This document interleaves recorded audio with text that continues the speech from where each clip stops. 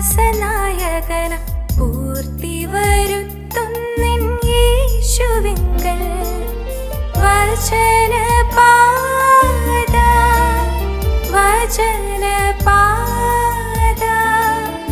വചനപാത.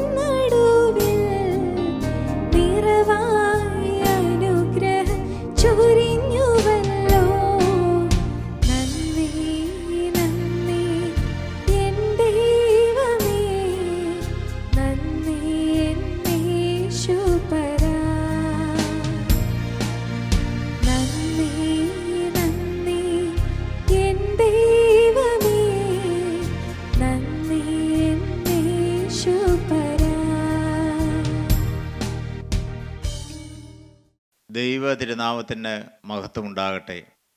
കർത്താവായ യേശുക്രിസ്തുവിൻ്റെ പരിശുദ്ധമായ നാമത്തിൽ എല്ലാവർക്കും സ്നേഹവന്ദനം അറിയിക്കുകയാണ്. സങ്കീർത്തനം 68 സങ്കീർത്തനം 19-20 വാക്യങ്ങൾ പ്രകാരം നമ്മുടെ രക്ഷയാകുന്ന ദൈവമായി നാൾതോറും നമ്മുടെ ഭാരങ്ങളെ ചുമക്കുന്ന കർത്താവ് വാഴ്ത്തപ്പെടുമാറാകട്ടെ. ദൈവം നമുക്ക് ഉദ്ധാരണങ്ങളുടെ ദൈവമാകുന്നു. മരണത്തിൽ നിന്നുള്ള നീക്കുപോക്കുകൾ കർത്താവായ യഹോവയ്ക്കുള്ളവ തന്നെ. ദൈവത്തിന് സ്തോത്രം. നാൾതോറും നമ്മുടെ ഭാരങ്ങളെ ചുമക്കുന്ന കർത്താവ് യേശുക്രിസ്തു നമ്മുടെ ജീവിത ഭാരങ്ങൾ ഏറ്റെടുത്ത കർത്താവാണ്. യേശുക്രിസ്തു ഗോകുൽത്തായിലേക്ക് പോകുമ്പോൾ, ക്രൂശും പേറി പോകുമ്പോൾ, ആ ഭാര ചുമടുമായി പോകുമ്പോൾ എൻ്റെയും നമ്മുടെ ഓരോരുത്തരുടെയും പാപഭാരവുമായിട്ടാണ്, നാം അനുഭവിക്കുന്ന ദുഃഖങ്ങളും വേദനകളുമായിട്ടാണ് കർത്താവ് ഗോകുൽത്തായിലേക്ക് നടകൊണ്ടത്. നാൾതോറും നമ്മുടെ ഭാരങ്ങളെ ചുമക്കുന്ന കർത്താവ്. മനുഷ്യന് ഏത് കാലത്തും എപ്പോഴുമുണ്ട് ഭാരങ്ങൾ, ദുഃഖവിഷയങ്ങൾ. മനുഷ്യ മനസ്സിനെ അലട്ടുന്നതായ അനേക പ്രയാസങ്ങളുണ്ട്. ദുഃഖപൂരിതമായ ക്ലേശ ദുരിത ജീവിതമാണ് ഈ ഭൂമിയിലെ വാസക്കാലം. എന്നാൽ ഒരു മനുഷ്യന് നേടിയെടുക്കാവുന്ന ഏറ്റവും വലിയ സൗഭാഗ്യം എന്താണ്? നാൾതോറും തൻ്റെ ഭാരങ്ങളെ കർത്താവിലേക്ക് വെച്ചു കൊടുക്കുന്നു, കൈമാറുന്നു. നിന്റെ ഭാരം യഹോവയുടെ മേൽ വെച്ചുകൊള്ളുക, അവൻ തന്നെ പുലർത്തും. നീതിമാൻ കുലുങ്ങിപ്പോകുവാൻ അവൻ ഒരു നാളും സമ്മതിക്കുകയില്ല.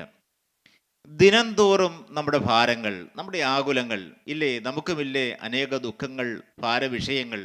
മക്കളെ ഓർത്ത്, കുടുംബത്തിൻ്റെ കാര്യങ്ങൾ, കടബാധ്യത, രോഗം, മരണഭയം, അനേക പ്രതിസന്ധികളിൽ കൂടെ മനുഷ്യൻ ഇന്ന് പോകുമ്പോൾ അവൻ്റെ ജീവിതം ഈ ലോകത്തിലെ കാര്യങ്ങളിൽപ്പെട്ട് ഭാരം ചുമന്ന് അവശനായി പോകുന്ന ഭക്തനായ വിശ്വാസി പാടി, പാപഭാര ചുമടേറ്റ് അവശനായി ഈ ഭൂമിയിൽ ജീവിക്കുന്ന ഒരു മനുഷ്യൻ തൻ്റെ ജീവിത ഭാരങ്ങളെല്ലാം കർത്താവിലേക്ക് അങ്ങ് ഏൽപ്പിച്ചു കൊടുക്കുന്നു. അതാണ് ഒരു മനുഷ്യൻ്റെ ജീവിതത്തിൻ്റെ വിജയത്തിൻ്റെ രഹസ്യം. ഒരിക്കൽ തോമസ് കാർലൈൻ എന്ന് പറയുന്ന അനുഗ്രഹീതനായൊരു സാഹിത്യകാരുണ്ടായിരുന്നു. വിശ്വോത്തര കാവ്യമായ ഫ്രഞ്ച് റവല്യൂഷൻ അദ്ദേഹം എഴുതുകയുണ്ടായി. ഏറെ നാളത്തെ അധ്വാനവും കഷ്ടപ്പാടും നിമിത്തം ഏറെ പ്രയാസങ്ങൾ സഹിച്ചാണ് അദ്ദേഹം ആ കൈയെഴുത്ത് പ്രതി എഴുതി ഉണ്ടാക്കിയത്. അത് പരിശോധിക്കുവാനും തെറ്റുകൾ തിരുത്തുവാനുമായിട്ടെല്ലാം അദ്ദേഹം അത് ജോൺ സ്റ്റുവർട്ട് ബിൽ എന്ന് പറയുന്നതായ അനുഗ്രഹീതനായ ത്വാത്വിക ആചാര്യനും പണ്ഡിതരുമായ അദ്ദേഹത്തെ ഏൽപ്പിച്ചു. എന്നാൽ അദ്ദേഹം നല്ല തിരക്കുള്ള മനുഷ്യനാണ്. യാത്രയെല്ലാം കഴിഞ്ഞു വന്ന് ഈ കൈയെഴുത്ത് പ്രതി ഫ്രഞ്ച് വിപ്ലവം പരിശോധിക്കുവാനായിട്ട് തുടങ്ങുവാൻ ശ്രമിച്ചപ്പോൾ മനസ്സിലായി, തൻ്റെ വീട്ടിലെ ജോലിക്കാരി അതെടുത്ത് കത്തിച്ചു കളഞ്ഞു. മേശപ്പുറത്ത് കടന്നു. ഏതോ ഫാനിൻ്റെ കാറ്റുകൊണ്ട് അത് പറന്ന് താഴെ വീണു. അനേകം പേപ്പർ വേസ്റ്റാണെന്ന് കരുതിയാണ് പാവം അവൾ നശിപ്പിച്ചത്. എന്നാൽ അത് ജീവിതത്തിൽ വലിയൊരു തിരിച്ചടിയായി. തോമസ് കാർലൈൻ അതീവ ദുഃഖിതനായി. ജീവിതത്തിൽ എല്ലാ പ്രതീക്ഷകളും നഷ്ടമായി, നിരാശനായി, വിഷാദഭക്തനായി കഴിഞ്ഞ അദ്ദേഹം, ഏറെ നാളത്തെ അധ്വാനമാണ്, നിസ്സാരമായിരുന്നില്ല. ആ കൃതിയുടെ രചനയുടെ പിന്നിൽ വലിയൊരു അധ്വാനം അദ്ദേഹത്തിനുണ്ടായിരുന്നു. പ്രിയപ്പെട്ട ദൈവമക്കളെ, അദ്ദേഹം അങ്ങനെ നിരാശനായി വീടിനകത്ത് വാതിലടച്ചിരിക്കുകയായിരുന്നു ദിവസങ്ങളോളം. തോമസ് കാർലൈൻ ഒരു ദിവസം ജനൽ തുറന്ന് പുറത്തേക്ക് നോക്കുമ്പോൾ കാണുന്ന കാഴ്ച, ഒരു വീട് പണിയുന്നു. താഴെ നിന്ന് ജോലിക്കാർ മുകളിലേക്ക് ഇഷ്ടികകൾ എറിഞ്ഞു കൊടുക്കുന്നു. മുകളിൽ ഭിത്തിയുടെ പണി നടക്കുകയാണ്. ഏറെ ദിവസങ്ങൾ കഴിഞ്ഞപ്പോൾ മനോഹരമായ ഒരു ഭവനം, വീട്, ഒരു മൾട്ടി സ്റ്റോറി ബിൽഡിംഗ് അവിടെ പണിയുന്നതായിട്ട് അദ്ദേഹം കണ്ടു.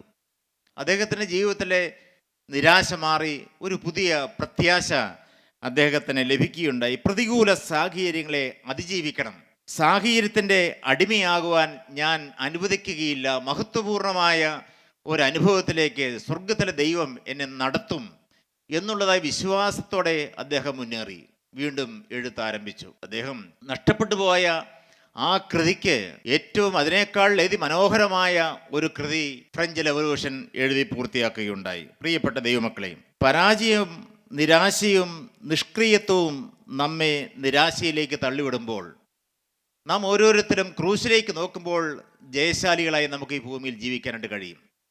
ക്രൂശിലാണ് കർത്താവ് നമുക്ക് ജയം തന്നിരിക്കുന്നത്. അതുകൊണ്ടാണ് ദൈവത്തിൻ്റെ വചനം പറയുന്നു, അവങ്കിലേക്ക് നോക്കിയവർ പ്രകാശിതരായി അവരുടെ മുഖം ലജ്ജിച്ചു പോയതുമില്ല എന്ന്. വിശ്വാസത്തിൻ്റെ നായകനും പൂർത്തി വരുത്തുന്നവനുമായ യേശുക്രിസ്തുവിലേക്ക് നോക്കുമ്പോൾ നമ്മുടെ നിരാശകൾ മാറും, ഭാരങ്ങൾ മാറും, ആകുലങ്ങൾ, സങ്കടങ്ങൾ എല്ലാം മാറിക്കിട്ടുകയാണ്. സമാധാന സമ്പൂർണമായ സന്തോഷത്തിൻ്റെ സന്തോഷ നിർഭരമായൊരു ജീവിതം ഈ ഭൂമിയിൽ നമുക്ക് സാധ്യമാണ്. പ്രതിസന്ധികളും ദുഃഖങ്ങളും ഭാരങ്ങളും ഉള്ളതായ ജീവിതകാലത്ത് കർത്താവ് പറയുകയുണ്ടായി, ലോകത്തിൽ നിങ്ങൾക്ക് കഷ്ടമുണ്ട്, എങ്കിലും ധൈര്യപ്പെടുവീൻ, ഞാൻ ലോകത്തെ ജയിച്ചിരിക്കുന്നു. ലോകത്തെ ജയിച്ച ജയാളിയായ ക്രിസ്തു നമ്മോട് കൂടെ വസിക്കുന്നുവെങ്കിൽ എത്ര വലിയ സൗഭാഗ്യമാണ്. അതുകൊണ്ടാണ് കർത്താവായ യേശുക്രിസ്തുവിൻ്റെ വചനം പറയുന്നു, മരണമേ നിന്റെ ജയം എവിടെ? പാതാളമേ നിന്റെ വിഷമുള്ള എവിടെ? മരണത്തിൻ്റെ വിഷമുള്ള പാപം, പാപത്തിൻ്റെ ശക്തിയോ മരണം. മരണത്തെയും പാതാളത്തെയും ജയിച്ച ജയാളിയായ ക്രിസ്തു കർത്താവ് പറയുകയാണ്, മരണമേ നിന്റെ ജയം എവിടെ? ഈ ഭൂമിയിലെ ഒരു ശക്തിക്കും നമ്മെ തോൽപ്പിക്കുവാൻ കഴിയുകയില്ല. യേശുക്രിസ്തുവിനോട് കൂടെ ജീവിക്കുന്ന ഒരു വ്യക്തി അവൻ ജയശാലിയായി മുന്നോട്ട് പോവുകയാണ്. കൊലോസ്യ ലേഖനം 2-ാം അധ്യായം 13 മുതൽ ഉള്ള വാക്യങ്ങൾ വായിക്കുമ്പോൾ നാം കാണുന്നുണ്ട്, അതിക്രമങ്ങളിലും നിങ്ങളുടെ ജഡത്തിൻ്റെ അഗ്രചർമ്മത്തിലും മരിച്ചവരായ നിങ്ങളെയും അവൻ അവനോടുകൂടെ ജീവിപ്പിച്ചു. അതിക്രമങ്ങളൊക്കെയും നമ്മോട് ക്ഷമിച്ച് ചട്ടങ്ങളാൽ നമുക്ക് വിരോധവും പ്രതികൂലവുമായിരുന്ന കൈയെഴുത്ത് മായിച്ചു, ക്രൂശിൽ തറച്ചു, നടുവിൽ നിന്ന് നീക്കിക്കളഞ്ഞു. വാഴ്ചകളെയും അധികാരങ്ങളെയും ആയുധവർഗം വെപ്പിച്ചു, ക്രൂശിൽ അവരുടെ മേൽ ജയോത്സവം കൊണ്ടാടി അവരെ പരസ്യമായ കാഴ്ചയാക്കി. ദൈവത്തിന് സ്തോത്രം. പ്രിയപ്പെട്ടവരെ, അപ്പോസ്തലനായ പൗലോസ് പറയുകയാണ്, അതിക്രമങ്ങളിലും നിങ്ങളുടെ ജഡത്തിൻ്റെ അഗ്രചർമ്മത്തിലും മരിച്ചവരായിരുന്ന നിങ്ങളെയും അവൻ ഉയർപ്പിച്ചു. എഫെസ്യ ലേഖനം 2:1 പറയും, അതിക്രമങ്ങളിലും പാപങ്ങളിലും മരിച്ചവരായി നിങ്ങളെ അവൻ ജീവിപ്പിച്ചു, ഉയർപ്പിച്ചു. പ്രിയപ്പെട്ടവരെ, യേശുക്രിസ്തുവിൻ്റെ ക്രൂശിലെ മരണത്താൽ നമുക്കൊരു ജീവൻ, പുതുജീവൻ കർത്താവ് നൽകിയുണ്ടായി. ആത്മാവ് മരിക്കുന്നു എപ്പോൾ? പാപം വരുമ്പോൾ. പാപത്തിൻ്റെ ശമ്പളം മരണമാണ്. സംഭവം നമുക്കറിയാം. ജഡത്തിൻ്റെ അതിക്രമങ്ങളിലും ജഡത്തിൻ്റെ അഗ്രചർമ്മത്തിലും മരിച്ചവരായിരുന്ന നിങ്ങൾ, അനേകർ ഇന്ന് മരിച്ചവരായി കഴിയുകയാണ്. നമുക്കറിയാം, ആ ധൂർത്തപുത്രൻ, അവൻ അപ്പൻ്റെ ഭവനം വിട്ടു, അപ്പൻ്റെ സാന്നിധ്യം വിട്ടു, അപ്പനുമായിട്ടുള്ള ആ ദിവ്യമായ ബന്ധത്തിൽ നിന്ന് അവൻ അകന്നകന്നു പോകുമ്പോൾ അവൻ അറിഞ്ഞില്ല, അവൻ്റെ ആത്മാവിൽ മരിക്കുകയാണ്. ദൈവവുമായുള്ള സംസർഗം നഷ്ടപ്പെടുന്നതാണ് ആത്മാവിൻ്റെ മരണം. പ്രിയപ്പെട്ട ദൈവമക്കളെ, നമ്മുടെ ജീവിതത്തിൽ പാപം വരുമ്പോൾ, അതിക്രമങ്ങൾ വരുമ്പോൾ, ലംഘനങ്ങൾ വരുമ്പോൾ, പാപത്തിൻ്റെ ശക്തി നമ്മെ പിടിമുറുക്കുമ്പോൾ ദൈവവുമായിട്ടുള്ള സംസർഗം നഷ്ടപ്പെട്ടു പോവുകയാണ്. പാപത്തിൽ മരിക്കുകയാണ്. പാപത്തിൻ്റെ ശമ്പളം മരണമാണ്. പാപത്തിൽ ജീവിക്കുന്ന മനുഷ്യൻ മരണത്തിൻ്റെ അധീനനാണ്. ദൈവത്തിന് സ്തോത്രം. എന്നാൽ പാപത്തിൽ മരിച്ച മനുഷ്യനെ യേശുക്രിസ്തു ജീവിപ്പിച്ചു. ആ മകൻ തിരിച്ചു വന്നപ്പോൾ അവിടെ ദൈവത്തിൻ്റെ വചനം പറയുകയാണ്. ലൂക്കോസിൻ്റെ സുവിശേഷം 15-ാം അധ്യായത്തിൽ പ്രകാരം പറയുന്നുണ്ട്, ഈ എൻ്റെ മകൻ മരിച്ചവനായിരുന്നു, എന്നാൽ അവൻ ജീവിച്ചിരിക്കുന്നു. ആ ഭവനത്തിൽ ആനന്ദം തുടങ്ങുകയാണ്. പ്രിയപ്പെട്ടവരെ, ആത്മാവിൽ മരിച്ചിരിക്കുന്ന മനുഷ്യന് ജീവൻ ലഭിക്കുമ്പോൾ സ്വർഗത്തിലെ സന്തോഷം, മാലാഖമാരുടെ ഇടയിൽ സന്തോഷം, എത്ര വലിയ സൗഭാഗ്യമാണ്. ഒരു മനുഷ്യൻ ക്രിസ്തുവിലേക്ക് വരുമ്പോൾ, വചനം കേട്ട് കർത്താവിൻ്റെ സന്നിധിയിലേക്ക് വരുമ്പോൾ അവൻ്റെ ആത്മാവിനെ കർത്താവ് ജീവിപ്പിക്കുകയാണ്. ഒരു പുതിയ അനുഭവത്തിലേക്ക് വരികയാണ്. ക്രിസ്തുവിൻ്റെ പുതിയ സൃഷ്ടിയായി തീരുകയാണ്. ഒരു ക്രിസ്തുവിലായാൽ അവൻ പുതിയ സൃഷ്ടിയായി, പഴയത് കഴിഞ്ഞു പോകുന്നു. ഒരു പുതിയ ജീവൻ, പുതിയ ആത്മാവിൻ്റെ പുതുക്കത്തിലേക്കുള്ള ഒരു നടപ്പ്. ദൈവത്തിന് സ്തോത്രം. അങ്ങനെ വചനം പറയുന്നു, അതിക്രമങ്ങളിലും നിങ്ങളുടെ ജഡത്തിൻ്റെ അഗ്രചർമ്മത്തിലും മരിച്ചവരായത് നിങ്ങളെയും അവൻ ഉയർപ്പിച്ചു. മരണം മാറ്റി കർത്താവ് നമുക്ക് ജീവൻ നൽകുന്നു. രണ്ടാമത്തെ കാര്യം, അതിക്രമങ്ങളൊക്കെയും നമ്മോട് ക്ഷമിച്ച ചട്ടങ്ങളാൽ നമുക്ക് വിരോധവും പ്രതികൂലവുമായിരുന്ന കൈയെഴുത്ത് മായിച്ചു, ക്രൂശിൽ തറച്ചു, നടുവിൽ നിന്ന് നീക്കിക്കളഞ്ഞു. ദൈവത്തിന് സ്തോത്രം. നമുക്ക് പ്രതികൂലമായ കാര്യങ്ങൾ കർത്താവ് നമ്മിൽ നിന്ന് മാറ്റുകയാണ്. ദൈവം നമുക്ക് അനുകൂലമായി വന്നു. നാം പാപികളാണ്. നാം പാപത്തിൽ ഇരിക്കുമ്പോൾ, നാം ഈ ലോകത്തിൻ്റെ വഴിയിലും അശുദ്ധിയിലും തിന്മയിലും മൃഗീയമായ വാസനകളിൽ ജീവിച്ചപ്പോൾ കർത്താവ് നമ്മെ സ്നേഹിച്ചു. നാം പാപികളായിരുന്നപ്പോൾ, നാം ബലഹീനരായിരുന്നപ്പോൾ, നാം ഈ ലോകത്തിൻ്റെ അടിമത്തത്തിൽ കഴിഞ്ഞപ്പോൾ സ്വർഗത്തിൽ ദൈവം തന്നെത്താൻ ഭൂമിയിലേക്ക് എഴുന്നള്ളി വന്നു. നമ്മെ തൻ്റെ മക്കളായി തീർക്കുവാൻ കർത്താവ് ക്രൂശിൽ മരിച്ചു. നമുക്ക് വിരോധവും പ്രതികൂലവുമായിരുന്ന കൈയെഴുത്ത് കർത്താവ് മായിച്ചു. അതാണ് ക്രൂശിൽ കർത്താവ് നേടിത്തന്നതായ അനുഗ്രഹീതമായ ജയം. ദൈവം നമുക്ക് അനുകൂലമെങ്കിൽ പ്രതികൂലമാര്? സ്വന്തം പുത്രനെ ആദരിക്കാതെ നമുക്ക് എല്ലാവർക്കും വേണ്ടി ഏൽപ്പിച്ചു തന്നവൻ അവനോടുകൂടെ സകലവും നമുക്ക് നൽകാതിരിക്കുമോ? പ്രിയപ്പെട്ടവരെ, ഈ യേശുക്രിസ്തുവിനെ ഹൃദയത്തിലേക്ക് കൈക്കൊള്ളുമ്പോൾ ദൈവം നമുക്ക് അനുകൂലമായി വരികയാണ്. നമ്മുടെ ജീവിതത്തിലെ കെടുതികൾ, ദുഃഖങ്ങൾ, ഭാരങ്ങൾ എല്ലാം മാറി കർത്താവ് അനുഗ്രഹീതമായ ഏറ്റവും സന്തോഷവും സമ്പുഷ്ടവുമായ ജീവിതം കർത്താവ് നമുക്ക് നൽകുകയാണ്. ദൈവത്തിന് സ്തോത്രം. നമുക്ക് അനുകൂലമായി ദൈവം വരുന്നു.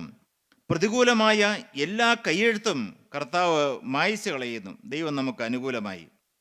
ഞാൻ ചിന്തിക്കാറുണ്ട്, കർത്താവേ, ഞാൻ ദൈവത്തിന് അനുകൂലമായിട്ടാണോ ജീവിച്ചത്? പ്രിയപ്പെട്ട സഹോദര സഹോദരി, നിങ്ങൾ ദൈവത്തിന് അനുരൂപരായിട്ടാണോ ഈ ഭൂമിയിലെ ജീവിതകാലം ഇതുവരെയും കഴിച്ചത്? നാം ചിന്തിക്കുക, തിരുത്തുക. കർത്താവെ, ഇനിയുള്ള കാലം യേശു പ്രസാദിക്കുന്നൊരു ജീവിതം നയിപ്പാൻ തക്കവണ്ണം അവിടുത്തെ കരങ്ങളിലേക്ക് ഞാൻ എൻ്റെ ജീവിതം സമർപ്പിക്കുന്നു. മൂന്നാമത്തെ കാര്യം, വാഴ്ചകളെയും അധികാരങ്ങളെയും ആയുധവർഗം വെപ്പിച്ചു ക്രൂശിൽ അവരുടെ മേൽ ജയോത്സവം കൊണ്ടാടി. യേശുക്രിസ്തു ജയശാലിയായി. ആരുടെ മേൽ? പിശാചിൻ്റെ അധികാരത്തിന്മേൽ കർത്താവ് ജയം പ്രാപിച്ചു. ഈ മനുഷ്യൻ്റെ ജീവിതം, അന്ന് ഏദൻ തോട്ടത്തിൽ മനുഷ്യൻ പാപം ചെയ്തപ്പോൾ അവൻ ദുഷ്ടനായ പൈശാചികൻ മനുഷ്യൻ്റെ മേൽ അധികാരം പുലർത്തി. എന്നാൽ സ്ത്രീയുടെ സന്തതിയായി ജനിച്ച് കർത്താവായ യേശുക്രിസ്തു എന്ത് ചെയ്തു? വാഴ്ചകളെയും അധികാരങ്ങളെയും ആയുധവർഗം വെപ്പിച്ചു. ഇതുവരെ ജയോത്സവം കൊണ്ടാടിയ പൈശാചികൻ തോറ്റു, അവൻ പിന്മാറി. അവൻ്റെ ആയുധം വെപ്പിച്ചു. യേശുക്രിസ്തു എന്ത് ചെയ്തു? അവരുടെ മേൽ ജയോത്സവം കൊണ്ടാടി അവരെ പരസ്യമായ കാഴ്ചയാക്കി. ദൈവത്തിന് സ്തോത്രം. യേശുക്രിസ്തു നമ്മെ ജയിപ്പിക്കുന്നു. എഫേസ്യ ലേഖനത്തിൽ അപ്പോസ്തലനായ പൗലോസ് അത് പറയുന്നുണ്ട്. 2-ാം അധ്യായം 13 മുതൽ ഉള്ള വാക്യങ്ങൾ. മുമ്പേ ദൂരസ്ഥരായിരുന്ന നിങ്ങളിപ്പോൾ ക്രിസ്തുവേശുവിൽ ക്രിസ്തുവിൻ്റെ രക്തത്താൽ സമീപസ്ഥരായി തീർന്നു. ദൂരസ്ഥരായിരുന്നു, എന്നാൽ കർത്താവ് നമ്മെ അടുപ്പിച്ചു. ദൈവത്തിന് സ്തോത്രം. അതുതന്നെ 2 കൊരിന്ത്യ ലേഖനം 5-ാം അധ്യായം 18-ാമത്തെ വാക്യം മുതൽ വായിക്കുമ്പോൾ നാം അത് കാണുന്നുണ്ട്. 5:18. അവൻ നമ്മെ ക്രിസ്തുമൂലം തന്നോട് നിരപ്പിച്ചു, നിരപ്പിൻ്റെ ശുശ്രൂഷ ഞങ്ങൾക്ക് തന്നിരിക്കുന്നു. ദൈവം ലോകത്തിന് ലംഘനങ്ങളെ കണക്കിടാതെ ലോകത്തെ ക്രിസ്തുവിൽ തന്നോട് നിരപ്പിച്ചു പോന്നു. ഈ നിരപ്പിൻ്റെ വചനം ഞങ്ങളുടെ മേൽ പരമേൽപ്പിച്ചുമിരിക്കുന്നു. യേശുക്രിസ്തു നമ്മുടെ ലംഘനങ്ങൾ അതെല്ലാം കർത്താവ് സ്വയമായി ഏറ്റു. ലംഘനം ക്ഷമിച്ചും പാപം മറച്ചും കിട്ടിയ മനുഷ്യൻ ഭാഗ്യവാൻ. എൻ്റെ പാപങ്ങളെല്ലാം യേശുക്രിസ്തുവിൻ്റെ മേലായി. എന്നിട്ട് യേശു എന്ത് ചെയ്തു? നമ്മെ പിതാവാൻ ദൈവവുമായിട്ട് നിരപ്പിച്ചു. ഒരു നിരപ്പിൻ്റെ ശുശ്രൂഷ നടന്നു. ദൈവത്തിൻ്റെ വചനം കേൾക്കുമ്പോൾ നമുക്ക് കിട്ടുന്ന ഭാഗ്യം എന്താണ്? ഈ നിരപ്പിൻ്റെ വചനമാണ് സ്വർഗത്തിൽ ദൈവം നമ്മെ ഫരമേൽപ്പിച്ചിരിക്കുന്നത്. ഞാനും യേശുക്രിസ്തു, ഞാനും പിതാവാൻ ദൈവവുമായി കർത്താവ് നമ്മെ നിരപ്പിച്ചു. കർത്താവിന് സ്തോത്രം. നിരപ്പിൻ്റെതായ ഒരു അനുഭവം. ദൈവമക്കളെ, ഈ ഭൂമിയിൽ നമുക്ക് നിരപ്പിൻ്റെതായ ഒരു അനുഭവം പ്രാപിച്ചെടുക്കണം. ധനവാനായ മനുഷ്യൻ്റെ കാര്യം കർത്താവ് പറയുന്നുണ്ട്. അവൻ പറയുമ്പോൾ ലൂക്കോസിന് സുവിശേഷം 16-ാം അധ്യായം വായിക്കുമ്പോൾ നാം കാണുന്നുണ്ട്, ഞങ്ങൾക്കും നിങ്ങൾക്കും തമ്മിൽ വലിയൊരു പിളർപ്പ്. അത് പാപത്തിൻ്റെ ഒരു പിളർപ്പാണ്. ദൈവത്തിന് സ്തോത്രം. The gap between sinful man and holy God. ദൈവവും പാപം ചെയ്ത മനുഷ്യനും തമ്മിലുള്ള ഒരകൽച്ച. അത് യേശുക്രിസ്തുവിൻ്റെ ക്രൂശിലെ യാഗത്താൽ, ക്രിസ്തുവിൻ്റെ രക്തത്താൽ കർത്താവ് നമ്മെ സമീപസ്ഥരാക്കി, ദൈവത്തോട് അടുപ്പിച്ചു. മാത്രമല്ല, എഫേസ്യ ലേഖനം 2-ാം അധ്യായത്തിൽ വീണ്ടും പറയുന്നുണ്ട്, ക്രൂശിന്മേൽ വെച്ച് ശത്രുത്വം ഇല്ലാതാക്കി ഇരുപക്ഷത്തെയും ഏക ശരീരത്തിൽ ദൈവത്തോട് നിരപ്പിച്ചു എന്നും. ദൈവത്തോട് നിരപ്പിച്ചു. ദൈവമക്കളെ, ഒരു നിരപ്പിൻ്റെതായ അനുഭവം. ആരോടും പകയില്ല, ആരോടും കയ്പില്ല. ദൈവത്തോട് സമാധാനം, മനുഷ്യരോട് സമാധാനം. അങ്ങനെ ഒരു അനുഭവത്തിലേക്ക് വരുമ്പോൾ എന്തു വലിയ ഭാഗ്യമാണ്. ഏത് കുടുംബത്തിലും ഒരു ഐശ്വര്യം ലഭിക്കുകയാണ്, ക്രിസ്തുവിൻ്റെ സാന്നിധ്യം ലഭിക്കുകയാണ്. യേശുക്രിസ്തുവിൽ കൂടെയുള്ള ജയം നമുക്കവിടെ ലഭിക്കുകയാണ്. യെശയ്യാ പ്രവചനം 53-ാം അധ്യായം 5-ാം വാക്യം.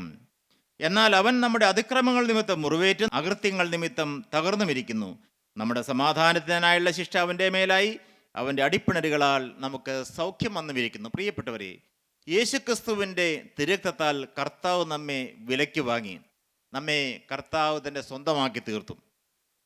Christ paid the penalty of sin fully. നമ്മുടെ ജീവിതത്തിൽ വന്ന പാപങ്ങൾ, ശാപങ്ങൾ എല്ലാം കർത്താവ് തൻ്റെ ക്രൂശിലെ മരണത്താൽ കർത്താവ് നീക്കി.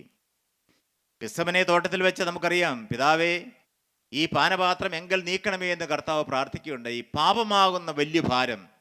എന്നാൽ പ്രിയരെ, പിതാവിൻ്റെ ഇഷ്ടത്തിന് യേശുക്രിസ്തു വിനയപ്പെട്ടു. നമ്മുടെ എല്ലാവരുടെയും പാപങ്ങൾ, ഞാൻ ഏൽക്കേണ്ട ശിക്ഷ, ഞാൻ ഏൽക്കേണ്ട പാപത്തിൻ്റെ ആ ഒരു വലിയൊരു ബന്ധനം, നരകത്തിൻ്റെ ശക്തി, നരകതുല്യമായ ജീവിതം ഞാൻ നിങ്ങളെ നയിക്കേണ്ടിയ ഈ കാലഘട്ടം. എന്നാൽ കർത്താവ് നമ്മെ നരകത്തിൽ നിന്ന് വിടുവിച്ചു.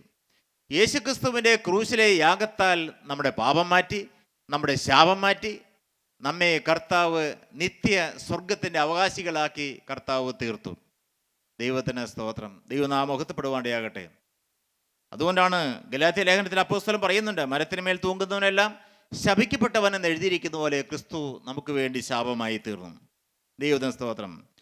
1 പത്രോസ് 3:18 പറയും, ക്രിസ്തുവും നമ്മെ ദൈവത്തോട് അടുപ്പിക്കേണ്ടതിന് നീതിമാനായി നീതികെട്ടവർക്ക് വേണ്ടി പാപനിമിത്തം ഒരിക്കൽ കഷ്ടമനുഭവിച്ചു, ജഡത്തിൽ മരണശിക്ഷ ഏൽക്കുകയും ആത്മാവിൽ ജീവിപ്പിക്കപ്പെടുകയും ചെയ്തു എന്നും. ദൈവം നമ്മെ അടുപ്പിച്ചു. ഒന്ന്, ദൈവം നമ്മെ ജീവിപ്പിച്ചു. ഒന്ന്, കർത്താവായ യേശുക്രിസ്തു നമ്മെ, രണ്ടാമത് കർത്താവ് നമ്മെ ജയോത്സവമായി നടത്തി. 3, കർത്താവ് നമ്മെ പിതാവാൻ ദൈവവുമായി നിരപ്പിച്ചു. ദൈവം നമ്മെ വിലയ്ക്ക് വാങ്ങി. യേശുക്രിസ്തു നമ്മെ വിലയ്ക്ക് വാങ്ങിയത് എങ്ങനെയാണ്? വ്യർത്ഥവും പിതൃപാരമ്പര്യമായുള്ള നടപ്പിൽ നിന്ന്, പൊന്ന വെള്ളി മുതലായി അഴിഞ്ഞു പോകുന്ന വസ്തുക്കളെ കൊണ്ടല്ല, ക്രിസ്തു എന്ന നിർദോഷവും നിഷ്കളങ്കവുമായി കുഞ്ഞാടിനെ വിലയേറിയ രക്തത്താൽ കർത്താവ് നമ്മെ വിലയ്ക്ക് വാങ്ങി, നമ്മെ സ്വർഗത്തിൻ്റെ അവകാശികളാക്കി തീർത്തു. ദൈവത്തിന് സ്തോത്രം. ദൈവം നമ്മെ അടുപ്പിച്ചു, സ്വർഗത്തിലേക്ക് അടുപ്പിച്ചു. എബ്രായ ലേഖനം 5-ാം അധ്യായം 9-ാം വാക്യം വായിക്കുമ്പോൾ ഇങ്ങനെ കാണുന്നു, തൻ്റെ അനുസരിക്കുന്ന ഏവർക്കും നിത്യരക്ഷയുടെ കാരണഭൂതനായി തീർന്നു. കർത്താവ് നമുക്ക് നിത്യ രക്ഷ തന്നു. നിത്യരക്ഷ. മനുഷ്യരെല്ലാം ശിക്ഷയ്ക്ക് അധീനനാണ്. പാപത്തിൻ്റെ ശിക്ഷയിൽ നിന്ന് കർത്താവ് നമ്മെ മോചിപ്പിച്ചു. ന്യായവിധിയിൽ നിന്ന് കർത്താവ് നമ്മെ രക്ഷിച്ചു. നിത്യരക്ഷയുടെ കാരണഭൂതനായ യേശുക്രിസ്തു കർത്താവ് നമുക്ക് നിത്യമായ രക്ഷ തൻ്റെ ക്രൂശിലെ മരണത്താൽ നൽകുകയുണ്ടായി. പ്രിയപ്പെട്ടവരെ, നാം ഈ രക്ഷ അനുഭവിക്കുന്നുണ്ടോ? യേശുക്രിസ്തു ക്രൂശിൽ നേടിത്തന്ന രക്ഷ നാം കുരിശ് വരയ്ക്കുന്നു, അല്ലെങ്കിൽ ആത്മീയ പ്രവർത്തനങ്ങൾ നടത്തുന്നു, പള്ളിയിൽ പോകുന്നു, എല്ലാം ചെയ്യുന്നുണ്ട്. പക്ഷേ ഈ രക്ഷ, ക്രൂശിൽ നേടിത്തന്ന രക്ഷ ഞാനും നിങ്ങളും അനുഭവിക്കുന്നുണ്ടോ? നാം ചിന്തിക്കണം. അടുത്ത എബ്രായ ലേഖനം 13-ാം അധ്യായം 12-ാം വാക്യത്തിൽ, യേശുവും സ്വന്തം രക്തത്താൽ ജനത്തെ വിശുദ്ധീകരിക്കേണ്ടതിന് നഗരവാതിലിന് പുറത്തു വെച്ച് കഷ്ടമനുഭവിച്ചു. യേശുക്രിസ്തു തൻ്റെ രക്തത്താൽ നമ്മെ വിശുദ്ധീകരിച്ചു. കർത്താവ് നമ്മെ രക്ഷിച്ചു, കർത്താവ് നമ്മെ നീതീകരിച്ചു, യേശുക്രിസ്തു നമ്മെ വിശുദ്ധീകരിച്ചു. ഓരോ അനുഗ്രഹീതമായ പടവുകളിലേക്ക് കർത്താവ് നമ്മെ നടത്തുകയാണ്. ഈ ഭൂമിയിൽ നാം ഈ താൽക്കാലിക ജീവിതകാലത്ത് മറ്റുള്ള മനുഷ്യർ ജീവിക്കുന്ന പോലെ ജീവിക്കേണ്ടവരല്ല. നാം എല്ലാവരും യേശുക്രിസ്തുവിൻ്റെ രക്തത്താൽ വീണ്ടെടുക്കപ്പെട്ട, യേശുക്രിസ്തുവിൻ്റെ രക്തത്തിന് വിലയായി ഈ ഭൂമിയിൽ നാം ജീവിക്കേണ്ടവരാണ്. പ്രിയ ദൈവമക്കളെയും, അതുകൊണ്ട് ഞാൻ എന്ത് ചെയ്യണം? നാം ഓരോരുത്തർ എന്ത് ചെയ്യണം?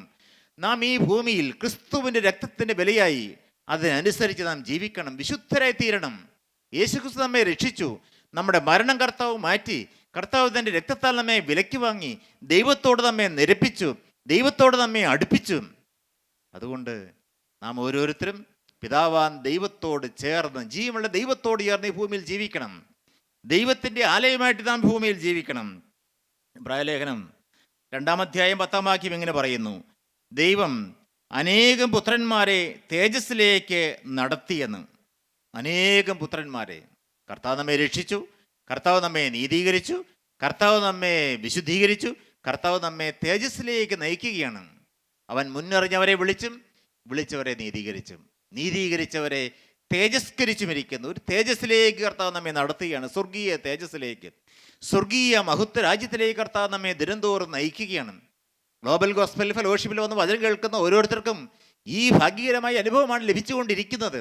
പ്രിയപ്പെട്ടവരെ, പാപത്തിൽ ആണ്ടുപോയ മനുഷ്യൻ ഈ ലോകത്തിൻ്റെ മദ്യത്തിലും അഴുക്കിലും അശുദ്ധിയിലും അരുതാത്ത ജീവിതത്തിൽ നയിച്ചുകൊണ്ടിരിക്കുന്ന അനേകർ യേശുക്രിസ്തുവിൻ്റെ ജീവൻ്റെ വചനം കേൾക്കുന്നു, ജീവധ്വനി കേട്ടു, കണ്ണു തെളിഞ്ഞു, ആനന്ദം ലഭിക്കുകയാണ്, സന്തോഷം ലഭിക്കുകയാണ്, ക്രിസ്തുവിൻ്റെ അരികിലേക്ക് വരികയാണ്. നിത്യ തേജസ്സിലേക്ക് കർത്താവ് നമ്മെ ദിനംതോറും നയിച്ചുകൊണ്ടിരിക്കുകയാണ്.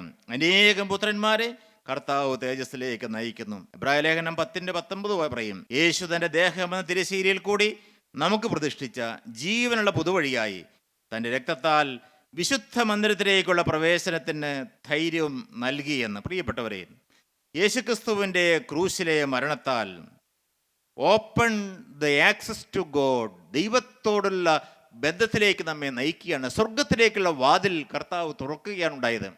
യേശു പറയുകയുണ്ടായി, ഞാൻ തന്നെ വഴി സത്യവും ജീവനുമാകുന്നു. ഞാൻ മുഖാന്തരമല്ലാതെ ആരും പിതാവിൻ്റെ അടുക്കൽ എത്തുന്നില്ല എന്ന്. സ്വർഗത്തിലേക്കുള്ള വഴി യേശുവാണ്. യേശുവാണ് സ്വർഗത്തിലേക്കുള്ള ഏക വഴി. ഞാൻ തന്നെ വഴിയും സത്യവും ജീവനുമാകുന്നു. ഞാൻ മുഖാന്തരമല്ലാതെ ആരും പിതാവിൻ്റെ അടുക്കൽ എത്തുന്നില്ല. രക്ഷകൻ ഒരുവൻ മാത്രം. ഈ ഭൂമിയിൽ അനേക രക്ഷകന്മാരില്ല, ക്രിസ്തു മാത്രം. യേശു ക്രിസ്തു നമ്മെ രക്ഷിച്ചു തൻ്റെ ക്രൂശിലെ യാഗത്താൽ. തൻ്റെ ദേഹമെന്ന തിരശീല കർത്താവ് ചീന്തി. അന്ന് യേശു ക്രിസ്തുവിൻ്റെ ക്രൂശ് മരണ സമയത്ത് ദൈവാലയത്തിൻ്റെ തിരശീല മേൽ തൊട്ട് അടിവരെ കീറി. എപ്പോൾ യേശു തൻ്റെ ദേഹമെന്ന തിരശീല നമുക്ക് വേണ്ടി ചീന്തിയപ്പോൾ ദേവാലയത്തിന് തിരശീല തുറന്നു. സ്വർഗത്തിലേക്കുള്ള വഴി വാതിൽ തുറന്നു. ഏദൻ തോട്ടത്തിൽ അടഞ്ഞുപോയ വാതിൽ, അന്ന് ആദമനെയും ഹൗവയെയും നിത്യനായ ദൈവം ഏദൻ തോട്ടത്തിന് പുറത്താക്കി. അടഞ്ഞുപോയ വാതിൽ, കെരൂബിനെ ചുറ്റിത്തിരിയുന്ന വാളുകൊണ്ട് അവിടെ കാവൽ നിർത്തി. എന്നാൽ പ്രിയരെ, യേശുക്രിസ്തു ഭൂമിയിലേക്ക് എഴുന്നള്ളി വന്നു. എൻ്റെയും നിങ്ങളുടെയും ശാപം എല്ലാം കർത്താവ് മാറ്റി. അടഞ്ഞുപോയ വാതിലുകൾ കർത്താവ് തുറന്നു തന്നു. നമുക്ക് വേണ്ടി പ്രതിഷ്ഠിച്ചതായ ഒരു ജീവനുള്ള പുതുവഴി.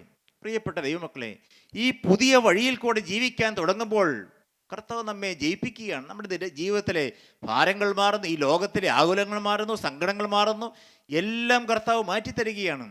പാപത്തോട് യാത്ര പറഞ്ഞൊരു ജീവിതം. ഇന്നു മുതൽ ഞാൻ ക്രിസ്തുവിന് വേണ്ടി ജീവിക്കുമെന്നുള്ള തീരുമാനം. അപ്പോസ്തലനായ പത്രോസ് പറയുന്നുണ്ട്, നാം പാപം സംബന്ധിച്ച് മരിച്ച് നീതിക്ക് ജീവിക്കേണ്ടതിന് അവൻ തൻ്റെ ശരീരത്തിൽ നമ്മുടെ പാപങ്ങളെ ചുമന്നും കൊണ്ട് ക്രൂശിന്മേൽ കയറി. അവൻ്റെ അടിപ്പിണരുകളാൽ, യേശുക്രിസ്തുവിൻ്റെ അടിപ്പിണരുകളാൽ നമുക്ക് സൗഖ്യം വന്നുമിരിക്കുന്നു. യേശുക്രിസ്തു നമുക്ക് സൗഖ്യം തരുന്നവനാണ്. യേശു സൗഖ്യദായകനാണ്. യേശു ജീവൻ തരുന്നവനാണ്. നമ്മുടെ ജീവിതത്തിൽ ഏത് പ്രശ്നങ്ങൾക്കും, പ്രിയപ്പെട്ടവരെ, രോഗികളായിരിക്കുന്നവർ ഈ വചനം കേൾക്കുന്നുണ്ടോ? നിങ്ങൾ പ്രാർത്ഥിക്കണം. കർത്താവായ യേശുക്രിസ്തുവിൻ്റെ രക്തം എൻ്റെ രോഗത്തിന് സൗഖ്യം തരുന്ന രക്തമാണ്. എല്ലാ പാപങ്ങളും മാറ്റുന്നതാണ്. അവൻ്റെ പുത്രനായ യേശുവിൻ്റെ രക്തം സകല പാപം പോക്കി നമ്മെ ശുദ്ധീകരിക്കുന്നു. ദൈവമക്കളെ, നമ്മൾ പാപത്തോട് എന്നേക്കുമായി യാത്ര പറഞ്ഞൊരു ജീവിതം. നാം നമ്മുടെ പാപങ്ങൾ ഏറ്റു പറയുന്നുവെങ്കിൽ അവൻ നമ്മുടെ പാപങ്ങളെ ക്ഷമിച്ച് സകല അനീതിയും പോക്കി നമ്മെ ശുദ്ധീകരിപ്പാൻ തക്കവണ്ണം വിശ്വസ്തനും നീതിമാനുമാകുന്നു. ആ ജീവനുള്ള ദൈവത്തിൻ്റെ കരങ്ങളിലേക്ക് നമുക്ക് ജീവിതം പരമേൽപ്പിക്കാം. പ്രിയപ്പെട്ടവരെ, നമുക്കൊരു പാപത്തിന്മേൽ ജയമുള്ള ജീവിതം, victory over sin, victory over the devil, victory over death, നമുക്കൊരു ജയജീവിതം ഈ ഭൂമിയിൽ സാധ്യമാണ്. നാം നിരാശപ്പെടേണ്ടവരല്ല. നമുക്ക് കർത്താവ് ഒരു ജയജീവിതം തരാൻ കർത്താവിന് ആഗ്രഹമുണ്ട്. നാം എന്ത് ചെയ്യണം? കർത്താവിൻ്റെ കരങ്ങളിലേക്ക് ജീവിതം പരമേൽപ്പിക്കുക. യേശുവേ, ഇന്നു മുതൽ ഞാനൊരു പുതിയ മനുഷ്യനായി ജീവിക്കും. അവിടുത്തെ കരങ്ങളിലേക്ക് ജീവിതം പരമേൽപ്പിക്കും. പ്രിയപ്പെട്ടവർ, നിങ്ങളുടെ സങ്കടങ്ങളും ഭാരങ്ങളും ദുഃഖങ്ങളും എല്ലാം നിങ്ങളായിരിക്കുന്ന അവസ്ഥയിൽ ജീവനുള്ള കർത്താവിലേക്ക് എല്ലാം ഏൽപ്പിച്ചു കൊടുക്കൂ. കർത്താവേ, ഞാനൊരു പുതിയ മനുഷ്യനായി ജീവിക്കും. ഞാൻ യേശുവിൻ്റെ സാക്ഷിയായി ജീവിക്കും. യേശുവിൻ്റെ ക്രൂശിന് ശത്രുവായി ഇതുവരെ ജീവിച്ചു. അതിക്രമങ്ങളിലും പാപങ്ങളിലും മരിച്ച് ജീവിച്ചു. എന്നാൽ കർത്താവേ, അവിടെ എനിക്ക് വേണ്ടി ക്രൂശിൽ ജയോത്സവം കൊണ്ടാടിയ കർത്താവേ, അവിടുത്തെ കരങ്ങളിലേക്ക് എൻ്റെ ജീവിതം ഫലമേൽപ്പിക്കുന്നു, സമർപ്പിക്കൂ. ജീവിതം നല്ലവനായ യേശുവിൻ്റെ കരങ്ങളിലേക്ക്, നിന്റെ അടുക്കൽ നിൽക്കുന്ന ക്രിസ്തുവിൻ്റെ കരങ്ങളിലേക്ക് സമർപ്പിക്കൂ. ഈ വചനം കേട്ടുകൊണ്ടിരിക്കുമ്പോൾ കർത്താവേ, അവിടുത്തെ തൃക്കരം എൻ്റെ മേൽ വെക്കണമേ എന്ന് പ്രാർത്ഥിക്കൂ. ഇന്നു മുതൽ ഞാനൊരു പുതിയ ജീവിതം നയിക്കുമെന്ന് തീരുമാനിക്കൂ. യേശുവിൻ്റെ സാക്ഷിയായി ജീവിക്കുമെന്ന് തീരുമാനിക്കൂ. പാപത്തോട് യാത്ര പറയുന്നു കർത്താവേ, അവിടുത്തെ സാക്ഷിയായി ഇന്ന് ജീവിക്കും. നമുക്ക് പ്രാർത്ഥിക്കാം. ജീവിതം ക്രിസ്തുവിൻ്റെ കരങ്ങളിലേക്ക് ഏൽപ്പിക്കാം. നല്ലവനും കാരുണ്യവാനുമായ കർത്താവേ, സ്വർഗീയ പിതാവേ, ഈ അനുഗ്രഹിക്കപ്പെട്ട ദിവസത്തിനായി ഞങ്ങൾ അങ്ങയെ സ്തുതിക്കുന്നു, ഞങ്ങൾ അങ്ങയെ മഹത്വപ്പെടുത്തുന്നു. കർത്താവേ, ആ ക്രൂശിലെ യാഗത്താൽ അവിടുന്ന് ഞങ്ങൾക്ക് ജയോത്സവം തന്നതിനാൽ ഞങ്ങൾ അങ്ങയെ സ്തുതിക്കുന്നു. ഞങ്ങളുടെ മരണം മാറ്റി ഞങ്ങൾക്ക് ജയം തന്നിരിക്കുന്നതിനാൽ ഞങ്ങൾ അങ്ങയെ സ്തുതിക്കുന്നു. പാമ്പുകളെയും തേളുകളെയും ശത്രുവിൻ്റെ സകല ബലത്തെയും ചവിട്ടുവാൻ അധികാരം തന്ന ജീവൻ ദൈവമേ, അവിടുത്തെ കരങ്ങളിലേക്ക് ഞങ്ങളുടെ ജീവിതം ഏൽപ്പിക്കുന്നു. ഞങ്ങളുടെ രോഗികളെ സൗഖ്യമാക്കണമേ. അധ്വാനിക്കുന്നവരും ഭാരം ചുമക്കുന്നവരുമായുള്ളവരെ എൻ്റെ അടുക്കൽ വരുവീൻ, ഞാൻ നിങ്ങളെ ആശ്വസിപ്പിക്കുന്നു അരുളി ചെയ്ത കർത്താവേ, ആശ്വാസം നൽകണമേ. എല്ലാ മഹത്വവും കർത്താവായ യേശുക്രിസ്തുവിന് മാത്രം. യേശുവിൻ്റെ നാമത്തിൽ പ്രാർത്ഥിക്കുന്നു. കൃപയോട് കേട്ട് ഉത്തരമല്ലുമാറാകണമേ. ആമീൻ. സ്തോത്രം.